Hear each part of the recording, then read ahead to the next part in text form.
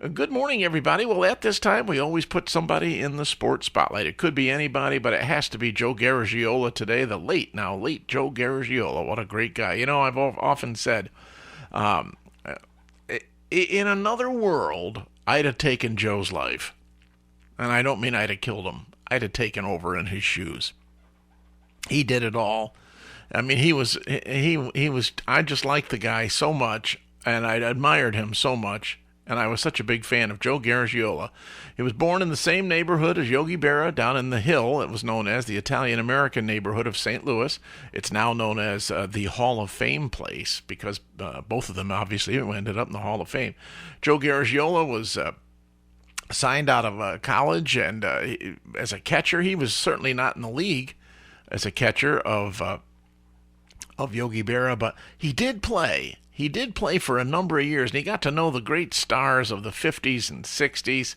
And when he was out of retirement, of course, in 1960, a book came out called Baseball is a Funny Game. He didn't even write it. He did not even write it. It was ghostwritten, in which it told funny stories and things like that. And they put his name on the cover of it. And all of a sudden, Joe Garagiola became a, quote, personality.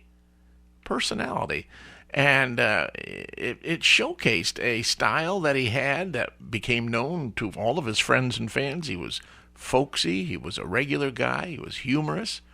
And ended up as a broadcaster. Perfect. Absolutely perfect. Following his retirement as a player, first calling for the Cardinals radio broadcast from 55 to 62, then a 30-year association with NBC TV. Boy, I'd like Joe Garagiola, if I could have switched places with, and he'd probably like to have been a DJ here in Oneonta too, but broadcasting with all of the greats, all of the great games, Yankee games, NBC radio. He called the game that Mickey Mantle's 500th home run. Is too many to mention. The pregame shows with his buddies, Kurt Gowdy, and it's just so wonderful, his career. And don't forget, then he went on to something that a lot of people can't do. He was a game show host. He was perfect for it, wasn't he? He was very comfortable in front of the television camera. He was a panelist on the Today Show from 1967 to 1973, and he came back in the 90s. He was a guest host on the Tonight Show with Johnny Carson, very well respected as a guest host. You couldn't just step into Carson's shoes. Joe Garagiola did. In fact, he was there guest hosting the night in May of 1968 when John Lennon and Paul McCartney were on, and that's the only time any member of the Beatles were on TV live on The Tonight Show. It was Lennon and McCartney in 1968 and Joe Garagiola. And look at the game shows. He hosted He Said, She Said. He hosted Racket. What was that? He hosted Joe Garagiola's memory game, The Sale of the Century, To Tell the Truth, Strike It Rich. He did play-by-play for professional wrestling. He did color commentary for the Orange Bowl parade. He spent several years co-hosting the Westminster Kennel Club Dog Show for the USA Today or USA Network. I just think it's I'd love to have had his career. Yep. He also got out into the front of the public eye in 1976. He was very, very strongly a strong supporter of President Gerald Ford in the campaign, did commercials for him. They ended up being best friends. In fact, President Ford invited Joe Garagiola to be one of the guests to the White House to watch the results on election night. Joe Garagiola got hooked on chewing tobacco when he was a player when he was young. He was able to give it up cold turkey, but he realized that a lot of others couldn't do it. And every year he visited major league teams during spring training. And he brought along players from his generation who lost their tongues and lost their lips and lost their jaws from from cancer associated with chewing tobacco. He was great. He was honored all over the place. He won for basically every baseball honor you can imagine, and then well down into the private sector too. His sons, all of just like moths to the flame, followed their dad. Joe Garagiola Jr. went on to become the general manager of the Diamondbacks. Later went on to become the senior vice president of all baseball operations for Major League Baseball. Another son, Steve, is a broadcast journalist and a reporter on TV for NBC. His daughter, Gina, works in TV news. and now a freelance writer. Joe Garagiola died on March 23rd, 2016. Sad news when we got, but you know what? A life well lived, for goodness sakes.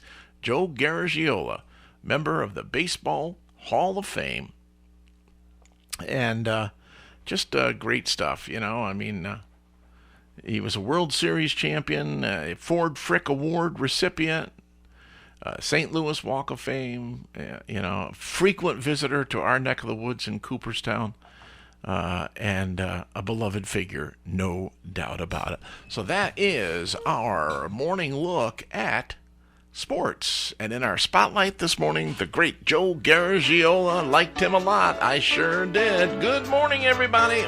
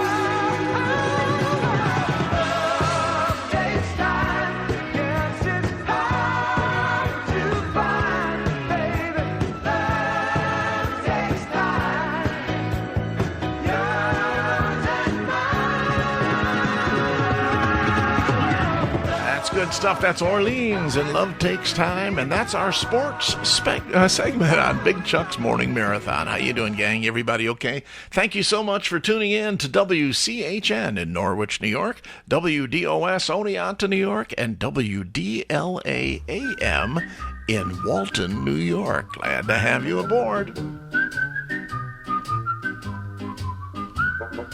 Magic moments when two hearts are caring. Magic moments, memories we've been sharing. I'll never forget the moment we kissed the night of the hayride. The way that we hugged to try to keep warm while taking the sleigh ride. Magic moments, memories we've been sharing.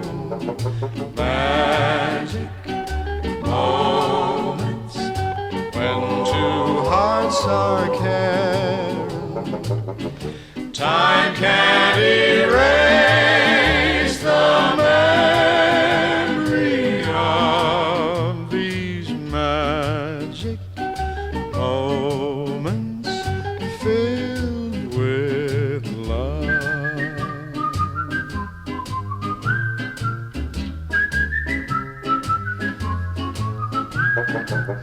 The telephone call that tied up the line for hours and hours. The Saturday dance, I got up the nerve to send you some flowers. Magic moments, memories we've been sharing. Magic moments when two hearts are caring. Time can't erase the memory of these magic moments filled with love. The way that we cheered whenever our team was scoring a touchdown. The time that the floor fell out of my car when I put the clutch down. The penny arcade, the games that we played, the fun and the prizes. The Halloween hop when everyone came in funny disguises. Magic moments filled